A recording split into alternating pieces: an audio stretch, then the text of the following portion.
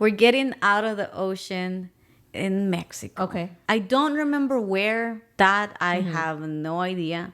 I don't remember. I just remember the points of crossing. I Yeah. don't remember like the names, the cities, all of that. So we get out of the water, or we're getting out of the water, and it's 4 a.m. So there was supposed to be a group waiting for us. They're flashing the lights, right? And we're thinking that's it. Well, we get there, and it's not the group for us. They robbed us. They get us off the lancha. They put us on the floor. We have guns pointed in our heads. I was shaking so bad. Like, it's never been that bad in my life. Like, I was like uncontrollably shaking. It was bad. I mean, I was scared. I was little. I didn't know what they were gonna do. I had a gun on my head right here, and I had another one on in front of me. A guy in front of me.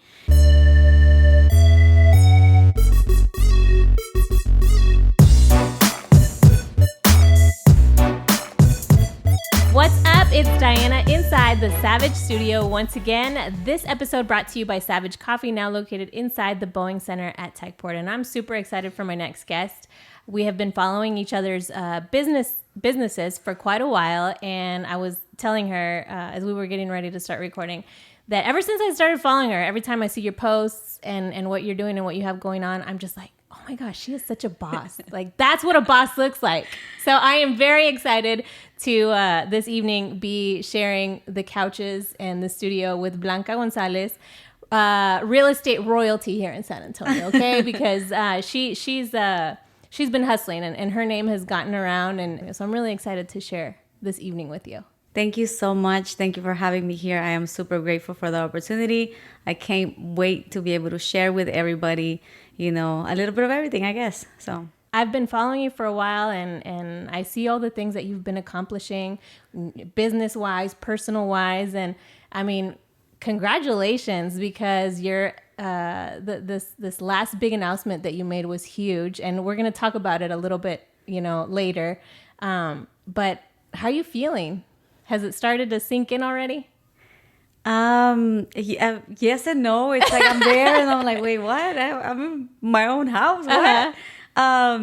Yes, and it's always a moment of like take a breath, and just grateful. It's a moment of like, wow, I'm here. Like, I never thought I would have all of these. Like, this is all mine. So it's always a moment of like, thank you, God. So you're in a brand new home and brand new house right now, but take me back to where it all started. Woo! So I'm originally from El Salvador. I got here when I was 15.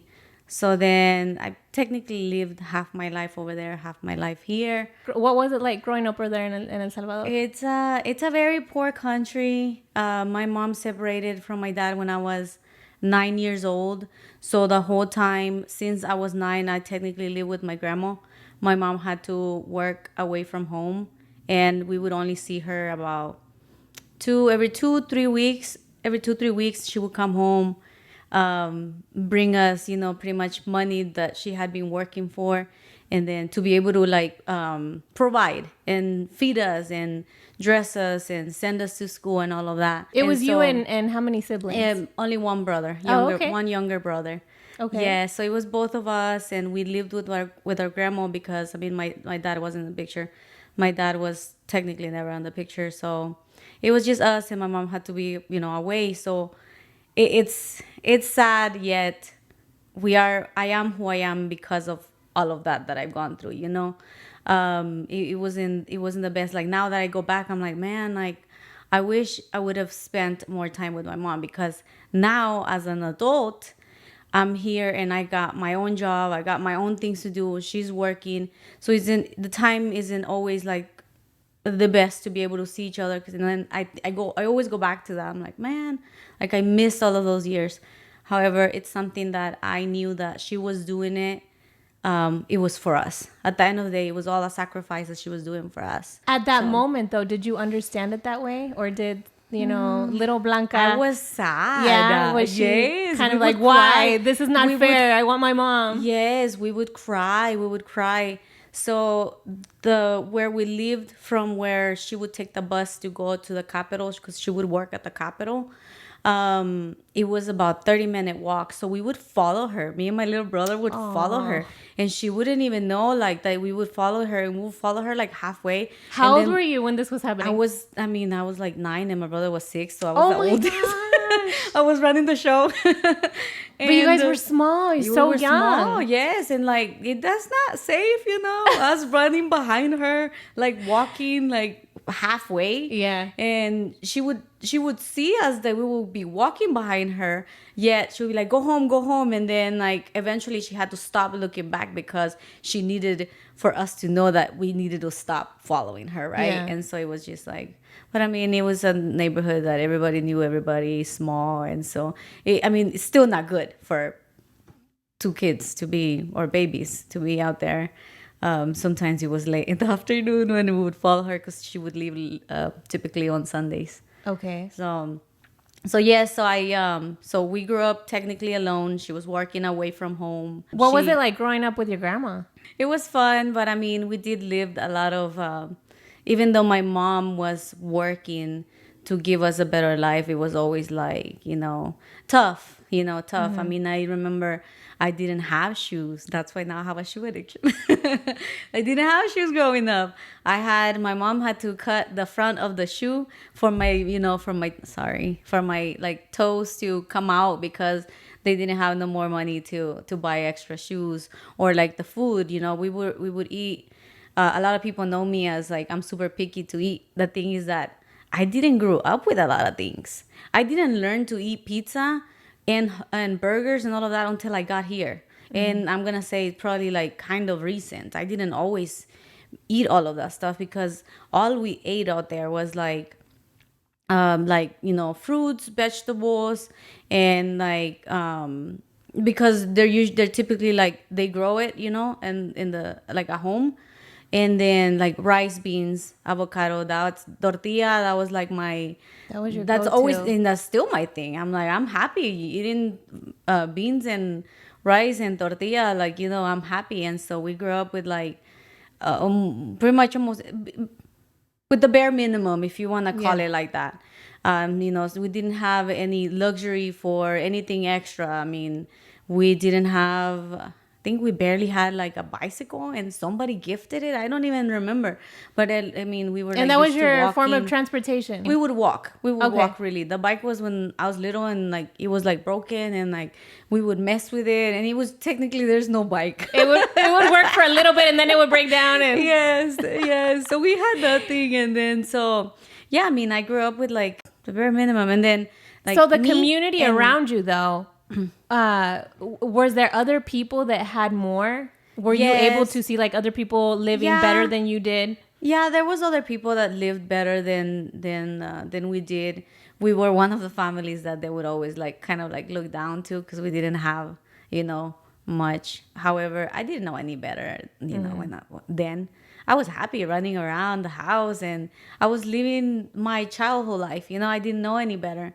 So until now that I go back and think of everything, it's like, oh, wow. So in that moment, that really didn't affect you? No. If other people had more. What did affect me was like that I didn't see my mom for so long.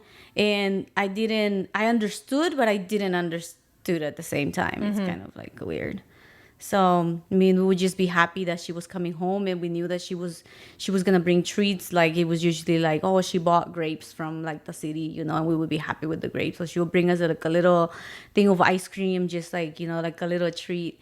And then she would give us money for school. And I remember it was $2.50. That was money for school. And that was for 3 weeks. So $2.50 was for 3 weeks.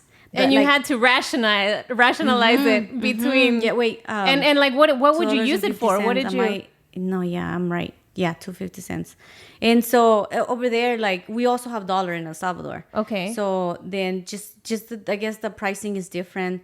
So for each day, it was I would only have to use 25 cents. So with 25 cents, I could buy me like it's called pasteles, like it's like with potato inside with like cabbage and salsita, and then I would buy me like a soda from like the big bottles of soda. They pour it in like a bag, and like you buy like a little bag of soda. Yeah. So it was like that's huge 12 in cents. Mexico too. Yeah. The soda in the bags. So then it was like 10, 12 cents one thing, another 10, 12 cents, and then you had like maybe like a couple of cents left, and they was like, oh, let me get a candy.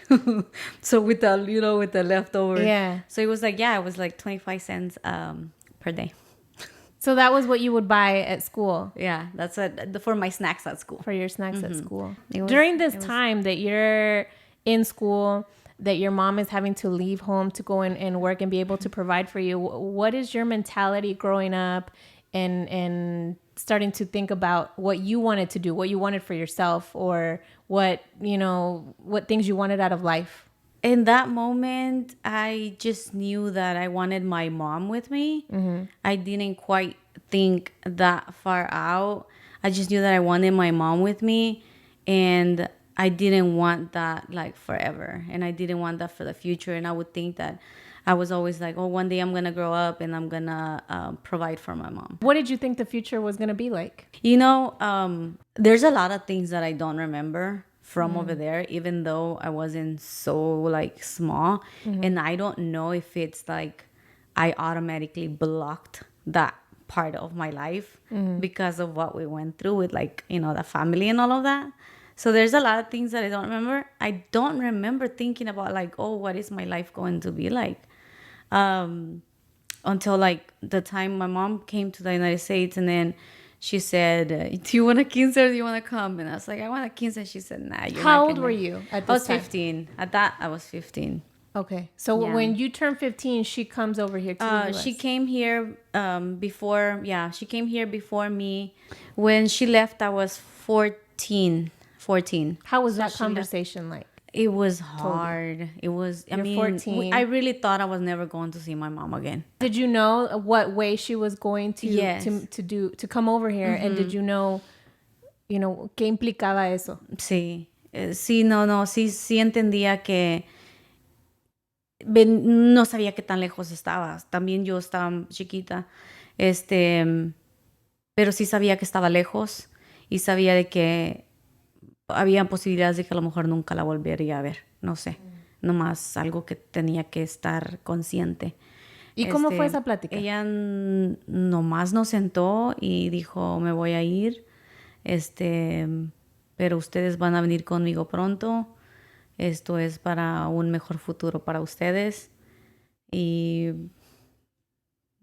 se fue al siguiente día. What did you do? What did you do in that moment when she told you that? We cried. We cried. There was not much that we could have done at that point. It was like decision made. She knew what she was doing, obviously, right? Because I'm here today.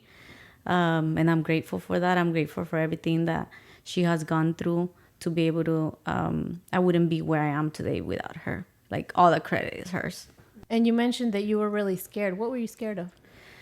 Scared of not seeing her again. I mean, since I was 9, I technically didn't grow up with her, right? Because she was away working. She was always away from home working. I would already only see her every 2-3 weeks.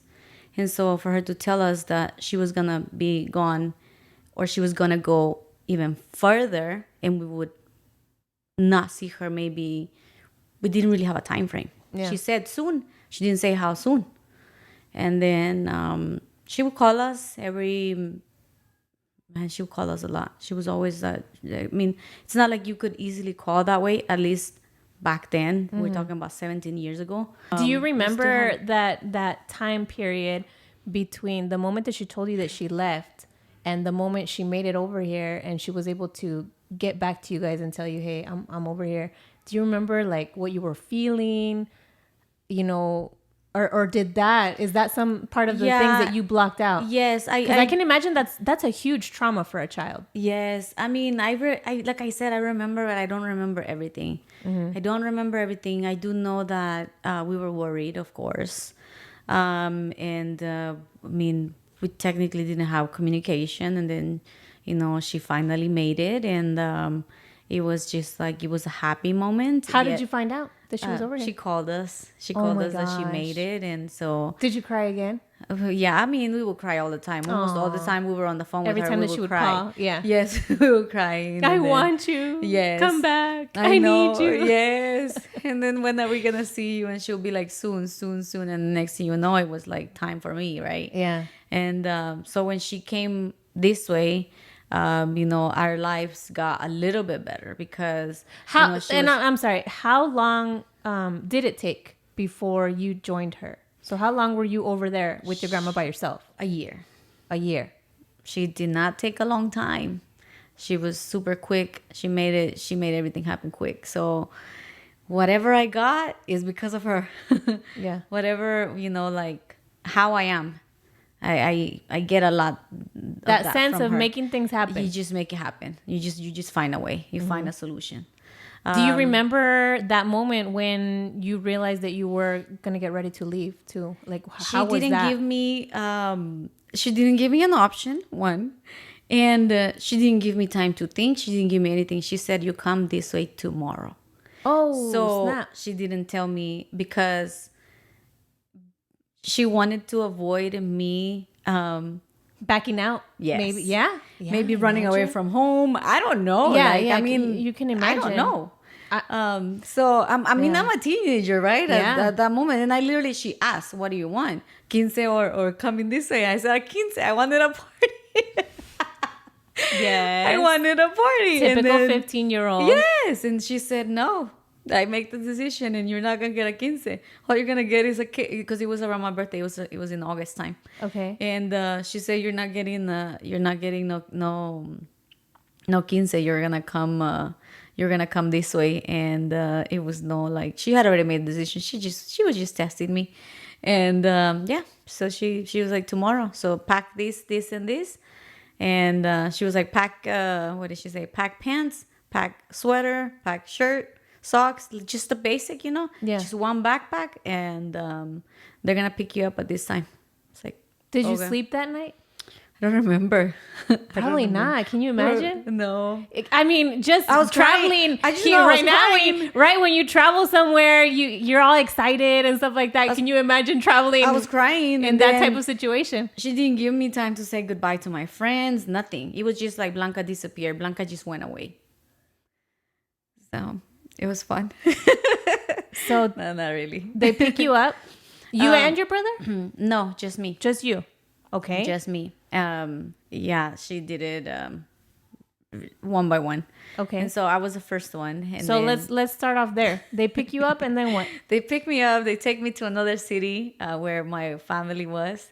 And then from there, it took a couple of weeks so they moved me. They pretty much moved me. She moved me from one city to another city first. Okay. And then she said the movie's going to be done, I believe, in October. So it was I was at my aunt's house about 3 weeks to a month, I believe, if I'm not mistaken.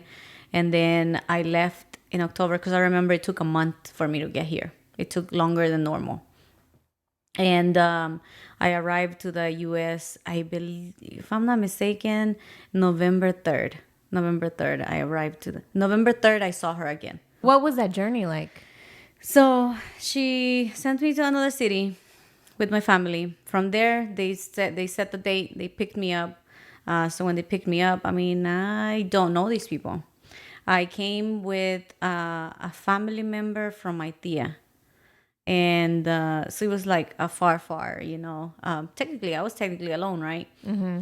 And they pick us up, or they say where they're gonna get us, and then it's scary. I mean, obviously, I didn't know what to expect. I didn't know any better, nothing. And so we traveled through pretty much anything that you can think of. I mean, the first border, we passed it through, we walked the first border, which is El Salvador and Guatemala.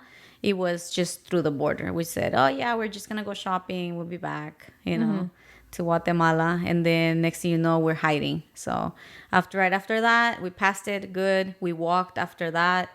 And then we were hiding for about a week. Meanwhile, I guess they planned the next move. And you're in a group of people? Yes, it was Or a just group you of and people. No, if I remember correctly, it was about 8 of us, and then there was a baby in there, a 2-year-old, a 2-year-old with us. Yes, and so from there, they took us to. So from there, the next we drove. It was through car. Just normal, right? The crazy started from Guatemala to Mexico. So when we crossed Guatemala, we crossed it through the ocean. So we were supposed to cross it at night. They dressed us. I mean, it was a night and it was through the ocean. So in like a little in like a lancha. Yeah. So in like a lancha, they got us in the lancha in the middle of the night. I think we went in about 10 or 11 p.m. I just know it was earlier than that because I think it was like about 10 hours in the ocean, 10 to 12 hours in the ocean. What was going So through your earlier. mind at that time? I was scared because I'm scared of water. I don't know how to swim. Or I know how to swim. I just panic if I don't touch Yeah. So I was scared. What were you saying in your mind to yourself? Were you talking to yourself? Were you talking to God? Were you what? Where were you pulling your inner strength from? I was praying. I do remember that. I was praying. I was scared. I didn't know what to expect. I didn't know what was going on. I didn't know anything any better. I had to listen to whatever they said because that's what my mom said. Just listen to them. They're gonna bring you here. Just listen. Listen and do whatever they tell you. And I'm like, okay. Got it, right? And so we're getting in the I'm scared because I'm scared of water. Yeah. And so we had no life jacket, no nothing. I mean, that thing flipped and in the middle of the ocean, that would have been it. Como decimos los mexicanos, a la brava. Se la aventaron a la brava. Así nomás, sea, ya como en este caso literal es 5 sueño. It was bad. It was tough. First of all, una lancha in the ocean, like every time that it does this, like it like hits really hard. Okay. So like the next day, How many people were in there with you? They divided us between, I think it was 2, and so 5 or so.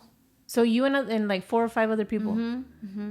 And then they had food for us. I couldn't eat the whole way because I was throwing up the whole way because I was seasick. Oh. And I was hurting because it was like the hit, Yeah. from the water and the lancha. Yeah. And then also the water was hitting our face and it's like salty water, right? Yeah. And we had those, what are they called? The face mask where only the eyes come out. They gave us that to wear. Okay.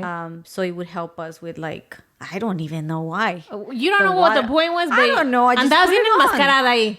Yeah, me dijeron póntela, yo me la puse toda enmascarada. Como dijo tu mamá, lo que te digan, hazlo. Yo escuché, yo hice. Decían corre, yo corro. So how many hours were you in the ocean? Like 10 hours. Oh my goodness. Like 10 hours. It was rough. And it seemed like an eternity, right? Sick. No habías comido. I couldn't eat. The guys were eating, and I was like, how are they eating? They're just straight chilling, like enjoying the Como si ride. nada. Enjoying the Como si ride. hubieran andado en un crucero. Yeah, enjoying the ride. Y yo muriéndome allá en la esquina, vomitando toda mi vida. Vomitando lo que no teníamos que comer. Porque, Yeah. pues, aparte, ni siquiera apenas si comes en el viaje. Mal comida. O sea, llegué así. Yeah. Llegué delgadita. So the 10 hours come to an end. The 10 hours come to an end. We're getting out of the ocean and You're in Mexico. in Mexico. Okay. Yes. I don't remember where that. I have no idea. I don't remember. I just remember the points of crossing. I Yeah. don't remember like the names, the cities, all of that. Don't remember. So we get out of the water, or we're getting out of the water, and it's 4 a.m. So there was supposed to be a group waiting for us. And they're flashing the lights, right? And we're thinking that's it. Well, we get there, and it's not the group for us. They robbed us. Oh my god. So they get us off the lancha, And then they start asking, like, they put us on the floor. We have guns pointed in our heads.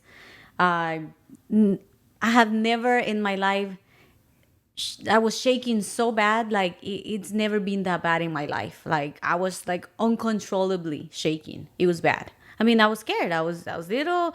I didn't know what they were gonna do. I had a gun on my head right here, and I had another one like in front of me, a guy in front of me, and like they're telling us what to do, where to go, and then they're asking how many women is there here. The Oh first my thing that I think of gosh. is they're gonna do something bad to us, right? Because Yeah. they're asking for the women and they're separating us, and then so they separate us, and then before we left the hotel, before we got in the ocean, the person in charge divided the money.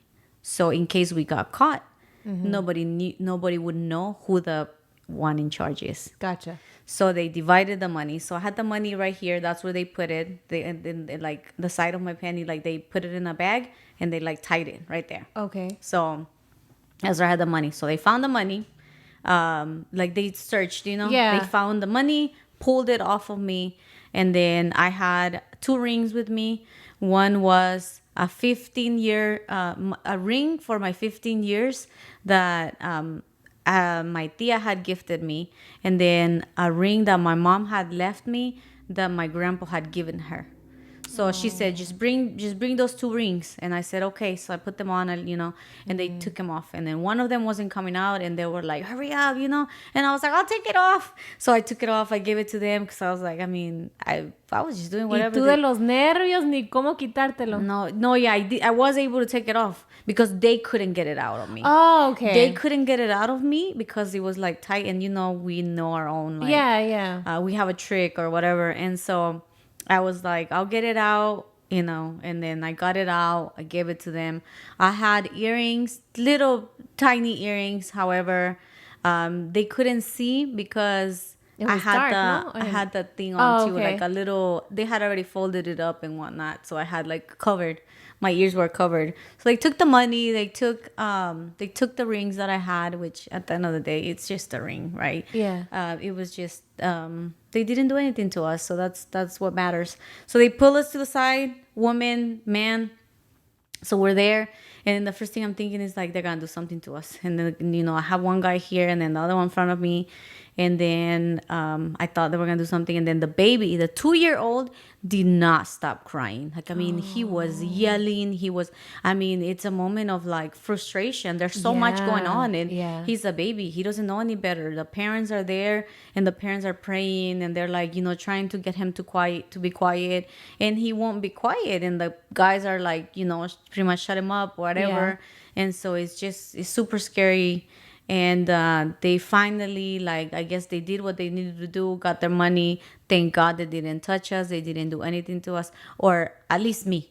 I can't speak for everybody else because I don't know what really happened. They kind of separated us. Yeah. They didn't do anything. And then we kind of, right after, like, they leave, we kind of gather, and everybody was like super scared. I was So shaking. where were the people that were supposed to meet you? So we get back on the lancha, and then we see another flashlight, because that was supposed to be the cue. They were supposed to flash, right? Yeah. So we get there. Yes, it's them. It's the people that were supposed to be waiting on us.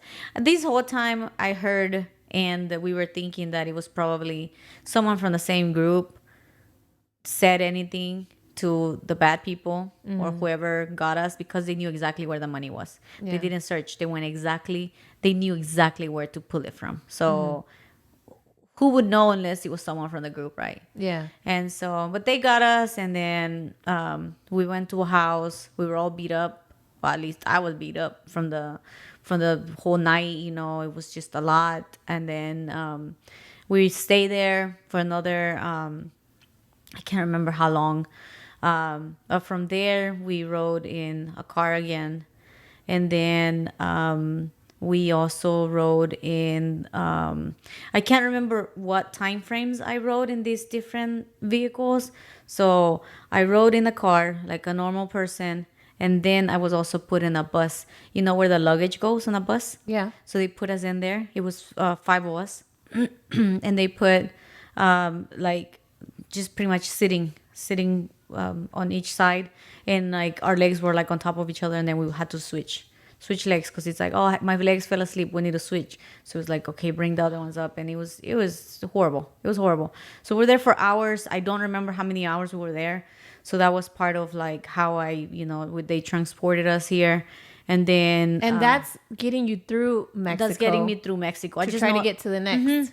I just know that was border. getting me through Mexico. And then another time also, or another part was they put us in an 18-wheeler, but in the cabin. Thank God, in the cabin.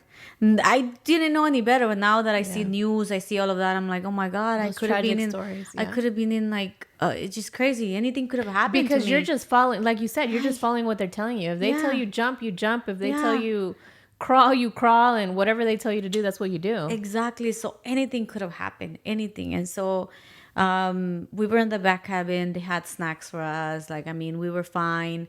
And then at one point I had to go to the restroom. So they were like, okay, well, we're going to stop here. You're going to go to the restroom and we're going to act like you're my girlfriend. I'm like, okay. So then he didn't do anything to me. He was just like, he grabbed me by my hand. He took me to the restroom. He was like, don't talk to nobody. Okay. So I went to the restroom, and then I got out. We came back into the truck. So it was just like we did travel quite a long time as well on the truck, and then we would also take turns like on the passenger seat with like the people that were in the back. And How were you doing mentally during all of this? All this is going. I don't have memories of what I was thinking. I just remember what happened, and I don't even remember everything because that's like pieces. I don't remember everything how exactly it happened. Yeah, no, I don't know what I was thinking. I was scared. I know I was scared for sure. For sure, I was scared. I didn't know what was going on. I mean, they tell me, this is gonna be your boyfriend to go to the restroom. Like I'm over here, like, oh man, right? My boyfriend to go to the restroom, and so things like that. That was like okay, and like it scare you, but it's like, what do?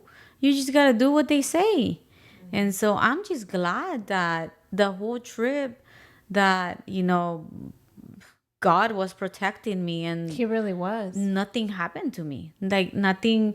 Of course, the trip was really tough, and it was Brutal. something that, yes, it was something that, I mean, it's something that I have with me forever, and it did affect me, right? Like, however, it's just at the end of the day, I'm grateful that nothing serious happened.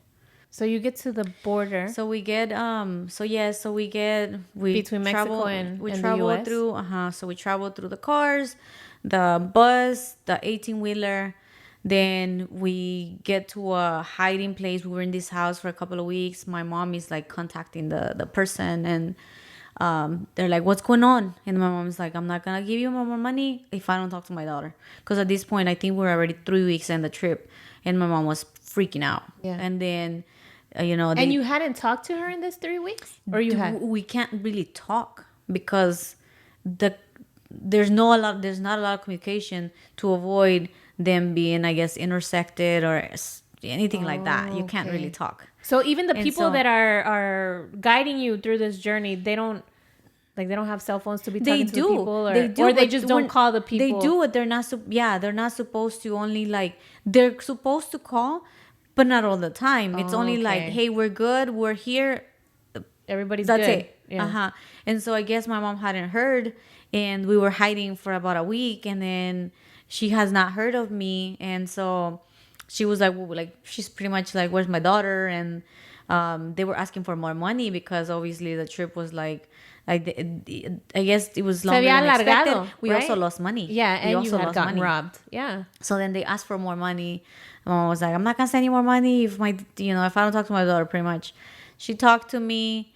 She was like, are you okay? Yes, I'm okay. Did they do anything to you? I'm like, no, they haven't done anything to me. I'm good. Or it was super quick conversation. Okay. And then, where are you at? I'm like, well, I don't know where I'm at, but we've been in this house for X amount of time. She was kind of confirming that the information was right. And so I was like, we're just waiting to cross. We haven't been able to cross. They've been checking, but I think there's been like what is it, immigration. Yeah. So we haven't been able to go to the crossing point where we were supposed to cross, right? And so from there, from that house, we went in the it was a river. It was a river that we had to cross. But we stayed on that side of the river. Meanwhile, because we were waiting in the house, and then we had to wait at the river to make sure that the right moment to be able to cross. We did like 3 attempts. We would try to go, and then we had to come back. And then we would try to go, and we were like already farther out. And then there were like... You're crossing walking or through the river, or how are you? We crossed the river in like a little tube. Like a little tube. Wow. We crossed the river on the tube.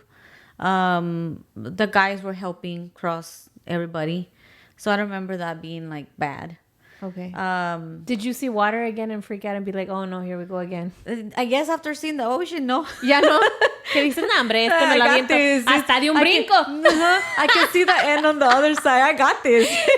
Let's do this. Let's go. I was like, I'm already a pro at this. Let's go. Let's do this. Yeah, so, the second time we try to cross, and then we're like already kind of like at the top of the hill from the river. And then we just hear somebody yell like, immigration. Aww. And everybody just runs. And then I don't know how I ran, but I ran so fast. I jumped like fences, rocks, whatever was in front of me. I mean, we're not in like a pavement. We're in the river and the jungle or the wild or whatever you want to call it.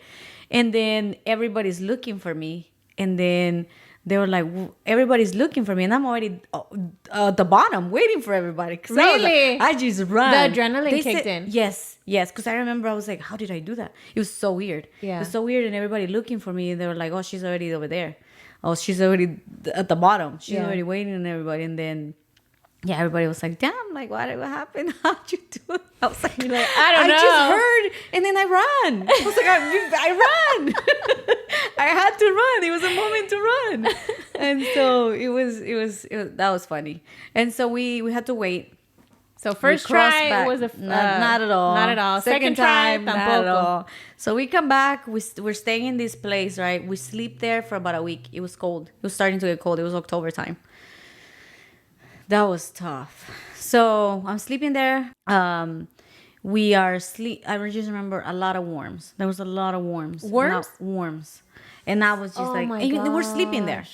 And then, I'm just like, oh my God, like there's a lot of worms. And then at night, I'm just like, my ears, like, covering your ears, your nose. Yeah, like, don't go in here. Don't go anywhere. And so they gave us a bag. So my blanket was my bag. So at night, I would get myself in the bag, and then that's how I would sleep. That was my blanket, a black trash bag. I remember that. And then one of the nights, I remember getting up because I had to go to the restroom. And then I get up to go to the restroom. It was cold already, right? And I have no blanket. I mean, that's it. And just whatever sweater and pants, the jeans that I'm wearing. Mm-hmm. And then I get up because I need to go to the restroom. I attempt to go to the restroom because by the time I'm like, como se dice, agachándome, to go to the restroom, I fall because I couldn't feel my legs because I was so cold. Oh my gosh. I tipped over. And so I was like, oh my God, And so I went to the restroom, whatever. I came back. I got in my little bag again. I went to sleep.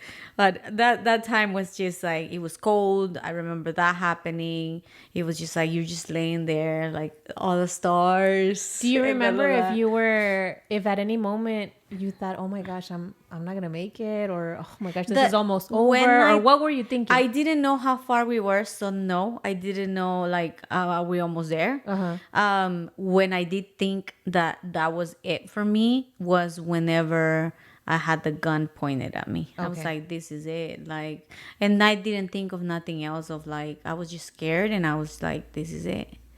So at that point where you're sleeping in your bag and stuff, you're just like, you really don't know where you're at. So I don't know where I'm at. Don't know how long. I just know I'm on the side of the river, just waiting to cross. So we finally cross. We cross the river, we walk.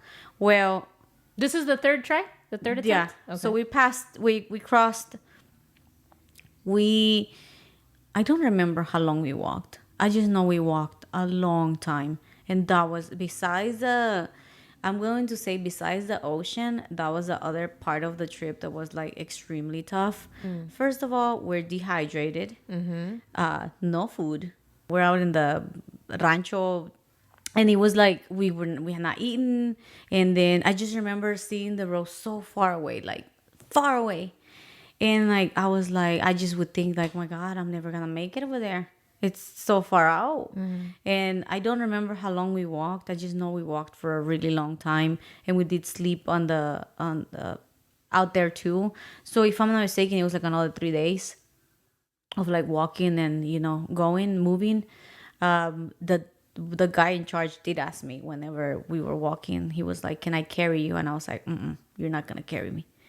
And so I do remember, because he was like, it was already a lot. And I was like, I'm not gonna let no man carry me. I got this. I can do this.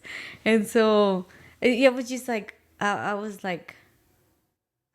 just blocking. I was like I already knew what was right, what was wrong, and I like, yes, I'm gonna follow what they say, but there's certain things that I'm not gonna do, obviously.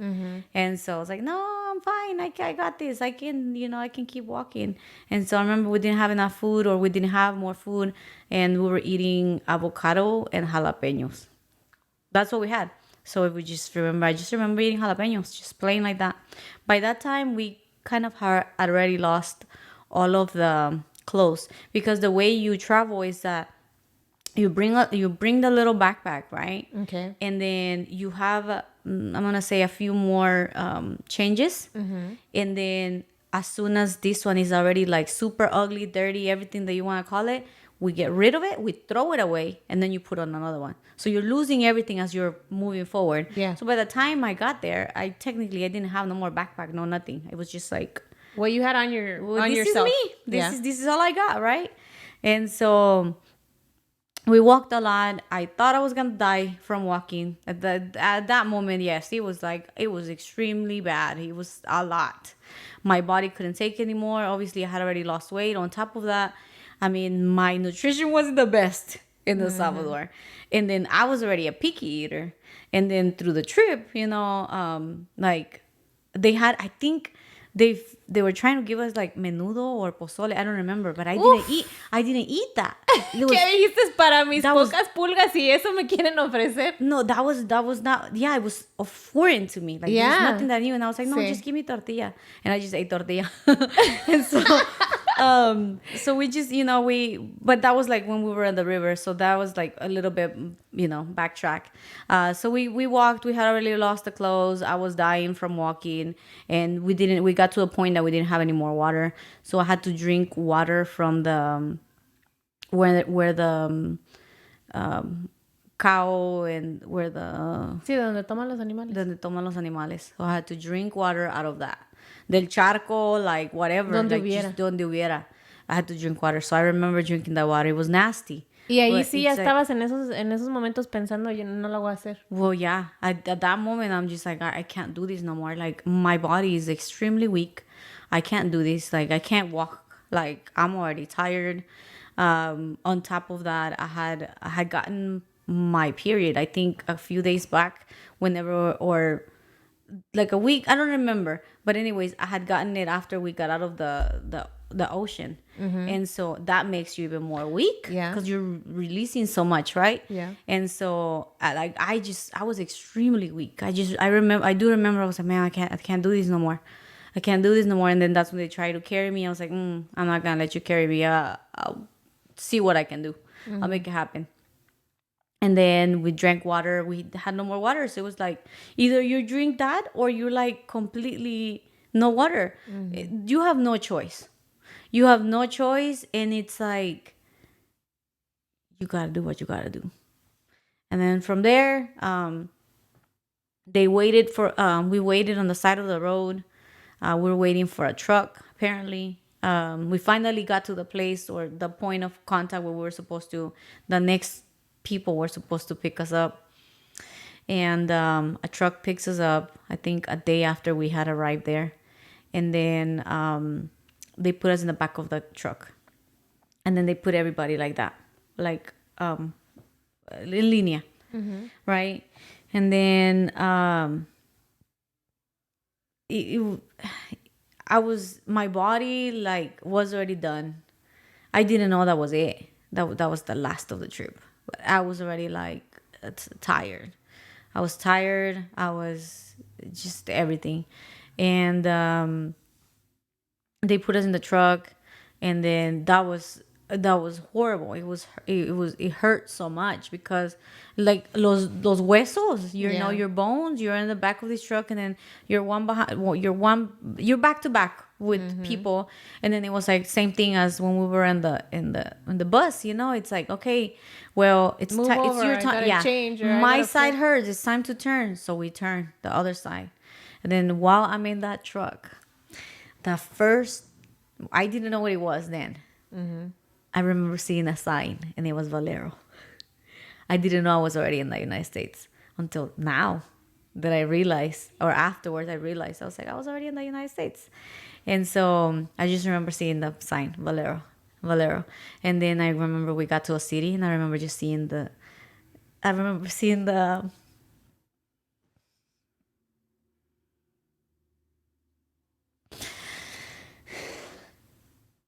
buildings. I still didn't know where I was. I just knew we had made it.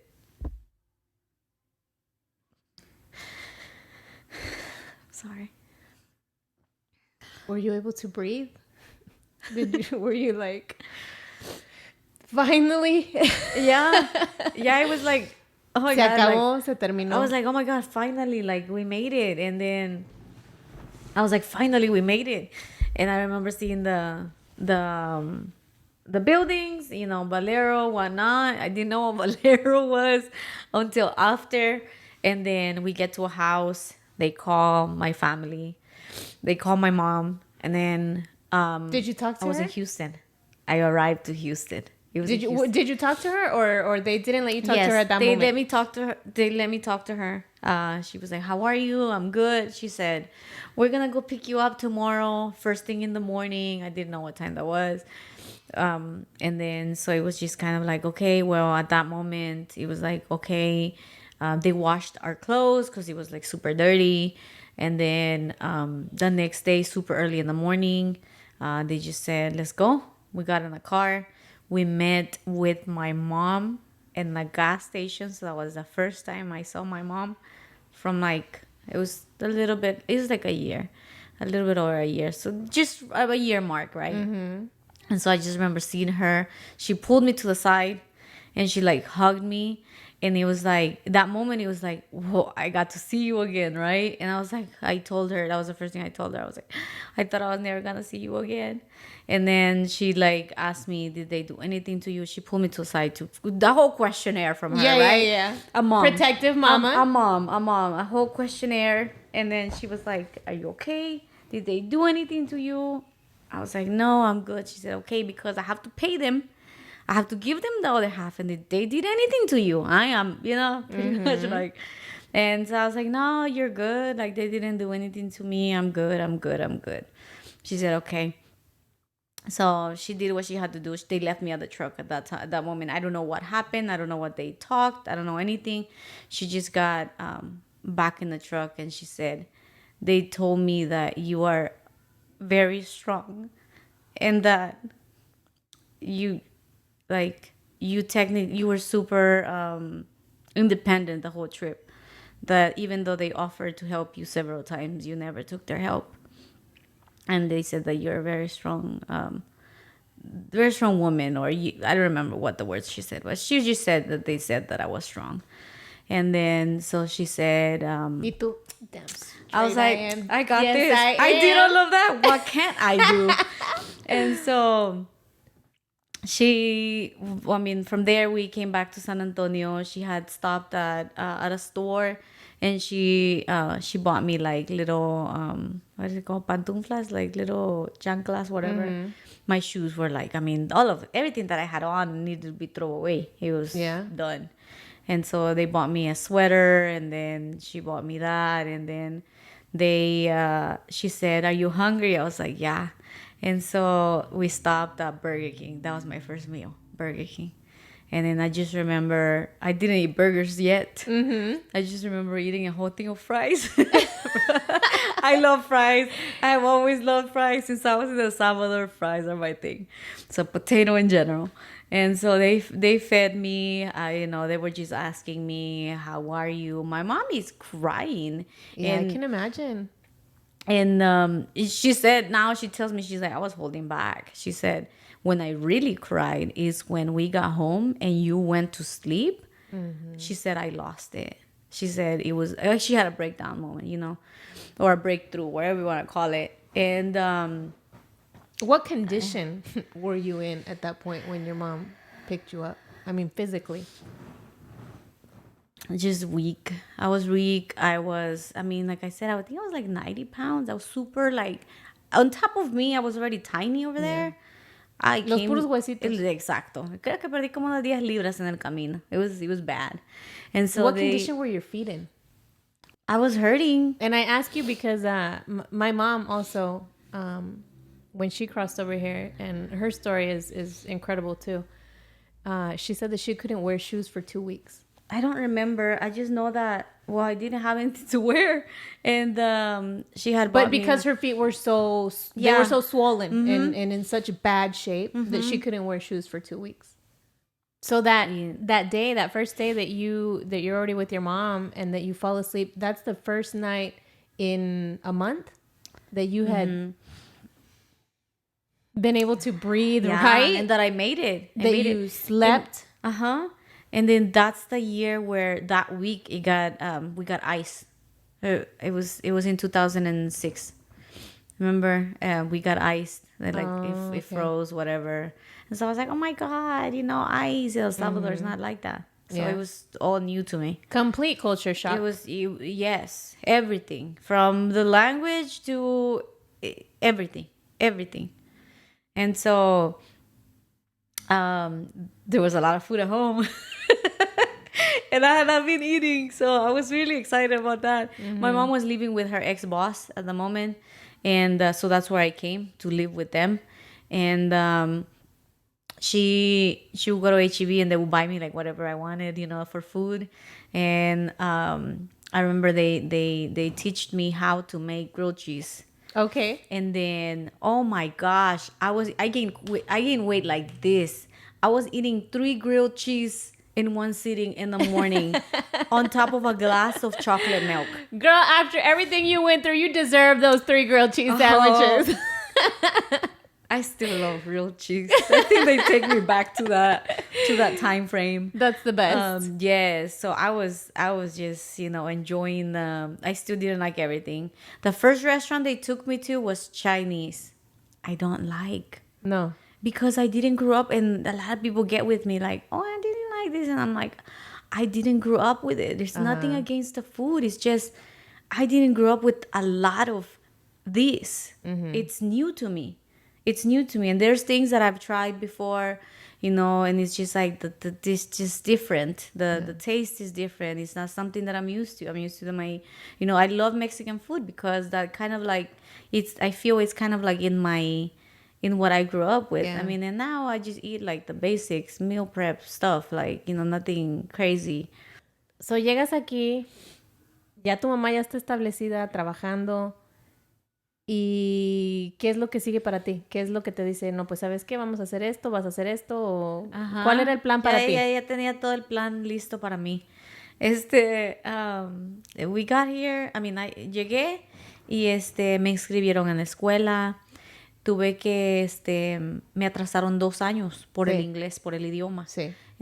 Tenía que estar en sophomore year y me mandaron de regreso a 8th grade. Cuando estaba en la escuela en 8th grade, oh my God, I was bullied because I didn't know English. And then because I was from another country, because you dressed like this, because you looked like this. So there was just so much going on. So esa experiencia no fue buena. La experiencia al entrar. No, because everything was new. I knew nobody. I had no friends.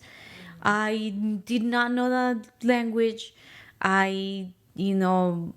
Everything was new to me. Everything. I cried because I couldn't open my locker.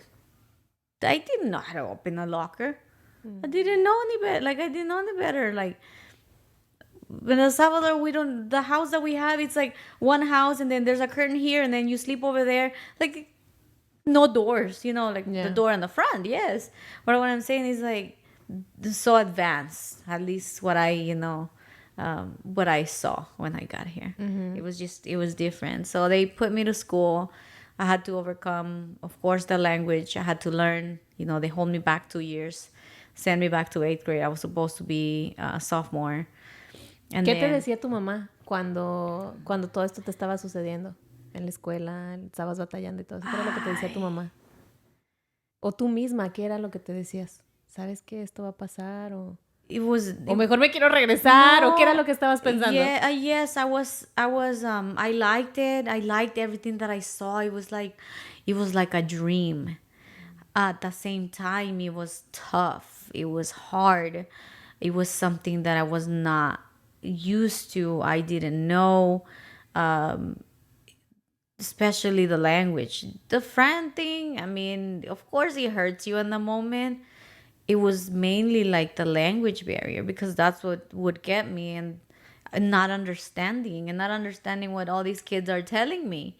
And so you asked that, and this week I'm finishing up settling myself in my house, and I realized in the move that I have saved every gift card that my mom has gifted me since I got here to now. I have every card, and she writes for my birthday and for Christmas. I have every card, and I found my 16th birthday card, which that was my first birthday in the United States.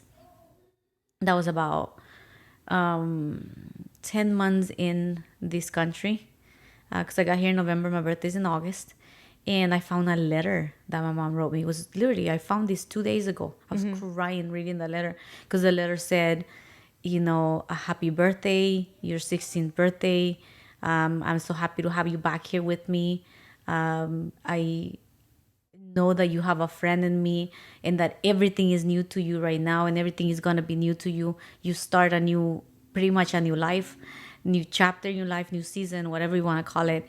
And everything is new to you. The language is new to you. You're going to school, new friends, new everything. Just know that I'm going to be here with you through everything, and I'm going to help you, and I'm going to push you, and that you can count on me, and I'm your friend. And now I don't remember that letter then. Now that I read that letter, she was making sure that I knew that I had her, because I didn't have friends, right?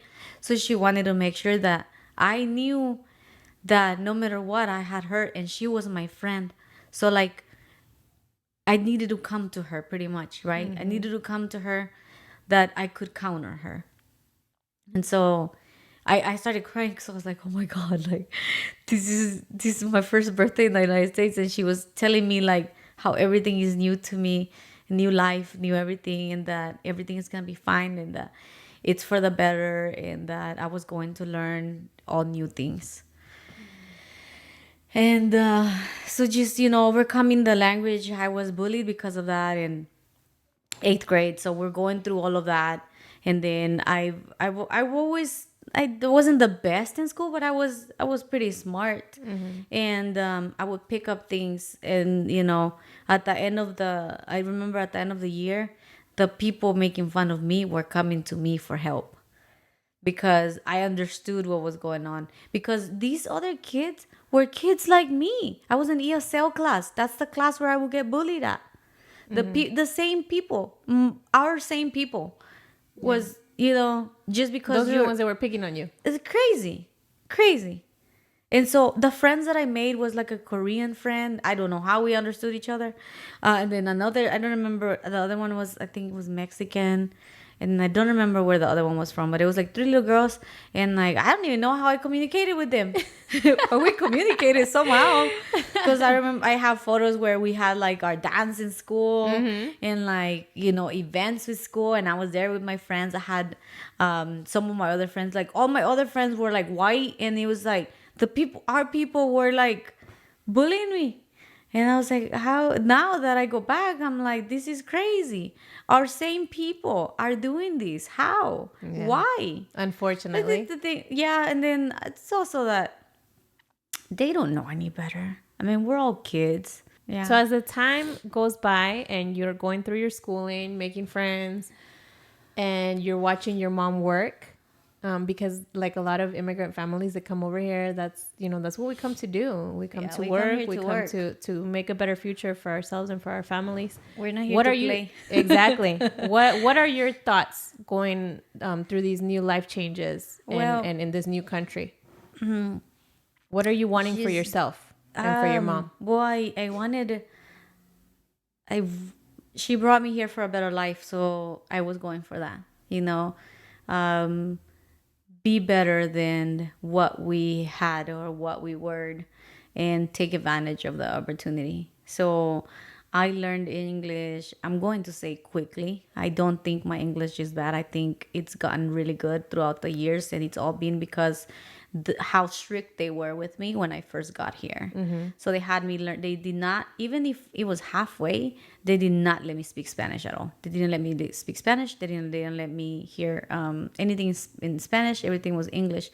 So then at that moment, it was more of like, you have to do something for this huge sacrifice that your mom did for you, that eventually you're going to give back to her and provide to her and make her proud. Like, hey, mom, it was worth it. Yeah. So it was that. And then she was working really hard. She was working nights. She was working doubles because she was paying off the debt, of my, because it's not for cheap. Bringing you over here. It's not cheap. I think she paid either $7,000 or $8,000 for me to get here, and that was back then in 2006. And then we had to get ready for my brother. Yeah. And so I would help her. I would go to work with her at night after school. Doing what? What would you do? She cleans houses. So I would help her. She was working at a daycare, and then at night she would pick up other people's houses to go clean, and so I would go help her. Mm-hmm. So after school I would go with her, and then there was one time that I was passing out because I had not eaten. I didn't tell her that I didn't eat because I was picky. Mm-hmm. And I didn't tell her I didn't eat at school, and then we went from there straight to work, and then I was passing out, and then I never told her anything. And so I was helping her, like I was working with her to be able to save money to bring your brother. To bring my brother. So tú sabías que tenías que trabajar, tenías que para poder proveer para ti, para tu mamá. I was taking care of, they had me on the neighborhood newsletter, and I was taking care of cats, taking care of dogs, and then babysitting. Oh, really? So that was my first job. So a bunch of little odd jobs here and there. Yeah. Pero tú estabas aprendiendo. Yes. Tú estabas aprendiendo cómo ganarte la vida. So I was babysitting, I was taking care of cats, taking care of dogs, and it was fun. ¿En algún momento llegaste a pensar, sabes que yo quisiera hacer esto, me gustaría hacer esto? Oh, I always wanted to be a doctor or a nurse. It was what I was going for since I first got here, since I was little. It's like, oh, I want to be a doctor, I want to be a nurse, because in my head it's like, oh, I want to help people. Mm-hmm.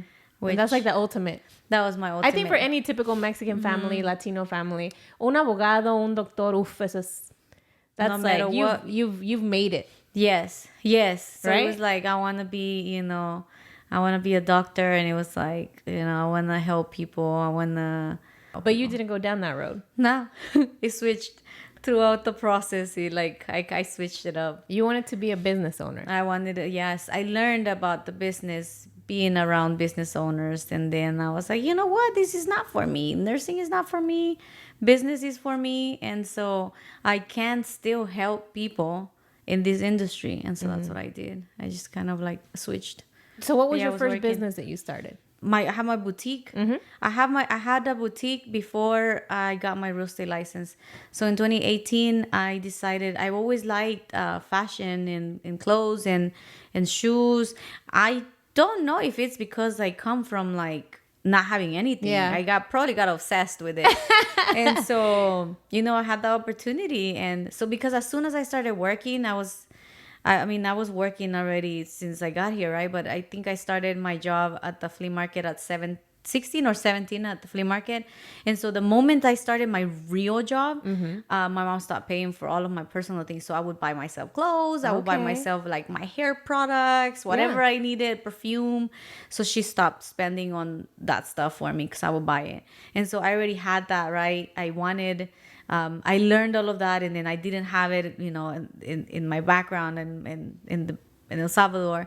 And so I was like, I like fashion, I like shoes, I like clothes, I'm attracted to all of that, accessories.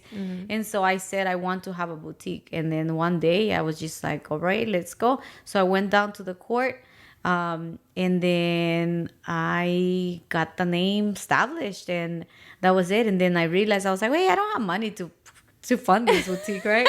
And so I was like, that point I had already gotten out of nursing, because I was like, nursing is not for me. This is, I'm gonna let go. And then, so I was already in the business mindset, and so I was like, okay, I'm going to go into real. I met a friend, and then I met Janet, my mentor, through my best friend. And so she kind of introduced me to real estate. And then I was like, wait, this is crazy. Me selling houses, that's huge, right? And so I was like, and I get to help people in a whole different way. I'm able to protect one of their biggest investments, that they're gonna make in their life. Yeah. And so it was huge for me. It was like, I'm going to make a huge impact, as well as, at the end of the day, it's a good job, right? And so I utilized that. So I got into real estate. I utilized that to be able to fund my boutique. And then so in 2019 is when I started real estate. So in 2021 is when I started really like investing in the boutique. And then During this time of you venturing into entrepreneurship and being a business owner, your mom, like, what would she say to you of all your accomplishments and how you were flourishing? She says I'm crazy. she says I'm crazy, and she's always there to support me. Yeah. She shows up. Was she upset when you left the whole nursing thing to the side? Yes. Yeah. Yes, because it was like I was leaving a dream behind. Yeah. Right? Yeah. And then I really didn't know what I wanted to do at the moment. I was working as a waitress when I let go of nursing. I was a waitress for 8 years, and when I was working as a waitress, I always saw myself as in like, I don't want to be the waitress. I want to be the owner of the restaurant. Yeah. And so I that's what I got in my head. And then I would tell my mom, oh, I want this, I want that. And she never said, no, you can't do it. She was always like, okay, good. Well, work for it. Work hard. She didn't tell me I don't believe in you, or you're not going to do it, or anything like that. She was just like, this girl's crazy, right? Because she does tell me, she's like, you're just getting so much stuff. Like I don't know how you do it. She says, you pick up here, you pick up there. You're doing so much at the same time. And so she never questions me or anything. She just says, you're crazy. And she says, I'll be there. I'll support you. I was doing pageants. She says, oh my God. And so now, like, everything that I did is what put me where I am today. Everything that I did was building up to where I am now. Like, it didn't come overnight. It's years of work, years. For people who are watching or listening right now that don't come from a background, from an immigrant background such as yourself, or in my case, from my family is also immigrants from Mexico, what can you tell those people who have never been through anything like what you've experimented, or what other families have experienced when they come over here to the U.S., when it comes to the mentality, the hunger, the drive that a person has to leave their home country and come and try to make it over here? Yeah. Well, the way I see it is like, if I can do it, anybody can do it. Especially people that has not gone through what we as immigrants go through. You have all the opportunities in this country. Take them. If you don't take them, it's because you don't want to. It's because you don't want to work. So it's like, set goals for yourself. Put something in, you want to start a business. don't overthink it. Just do it, because it's better done than perfect. You can perfect it as you go. And the thing is that nothing is ever going to be perfect. There's always room for improvement. There's always growth throughout every process in any business. So it's like, just go for it. Like, I mean, if I was able, I'm not saying I have everything, but I am really proud of everything I have accomplished up to this moment. And so if I can do it with limited resources or opportunities, what's stopping you? Like, what's stopping you? You know, you just have to be you just have to be stronger. You just have to go for it. You just have to do it. You can't have nothing holding you back. And going back to your accomplishments, the post that you shared or the news that you shared just a few weeks ago on your social media, that was what triggered me reaching out to you and telling you, hey, like, I really want you to come and share your story with me, was the fact that you now own a piece of land in the U.S. Yes. Like, girl, you bought a house. You bought a whole house. Yes. So I'm like, it still hits me, because I'm like, oh my God, like, a country that I never thought, I knew the opportunities were going to be here for me if I took them, of course, right? Because you got to take them. You got to work for it. It's not given. It's not given. So it's huge, because I'm like, wow, like, I now own a piece of a place that really, this is the place that I call home. Like, El Salvador is forever going to be in my heart, but I grew up here. Like, my life has been, I'm going to say my best life has been here. Like, I went through too much in El Salvador, and it's a proud moment, and it's a huge moment for me to, like, a grateful moment of, like, wow, I own a piece of real estate, you know, I own a piece of San Antonio, you know, the place that I've called home for so many years. And it was not that I didn't think that I could do it.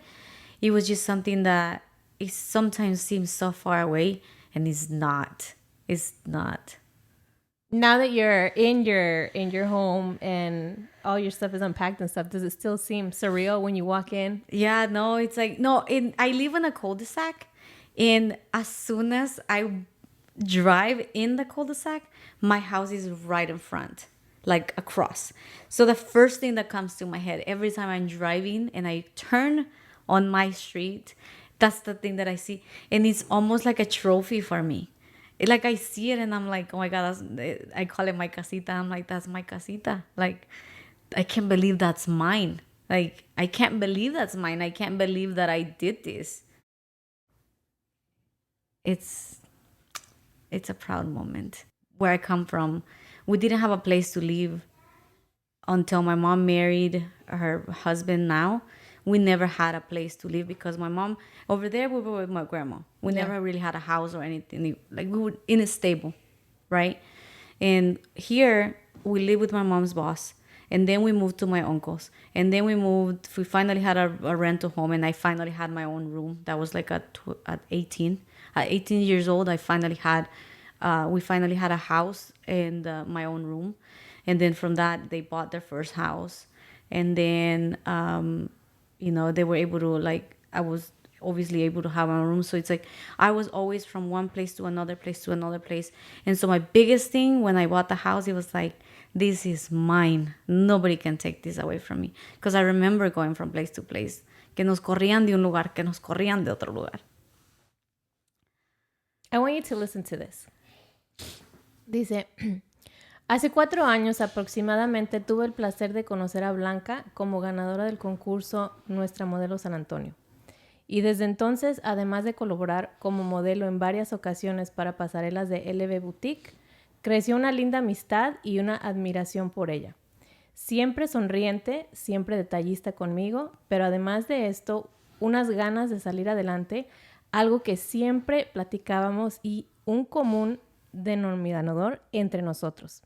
Querer es poder y Blanca ha querido sobresalir y para eso se preparó una y otra vez para agente de bienes y raíces y me consta que así fue, ya que fui testigo de esto, el tiempo que le invertía el desgaste físico y emocional en ese momento, estudiando cuando se podía y trabajando como mesera hasta lograr cumplir con sus clases, con su certificación y con su meta. Hoy por hoy es un ejemplo a seguir de tenacidad y liderazgo. Me enorgullece ser su amiga, pero me da gran felicidad sus metas logradas personales y profesionales. Nunca para y así debe de ser. Hoy empresaria y emprendedora. Tu amiga Liz.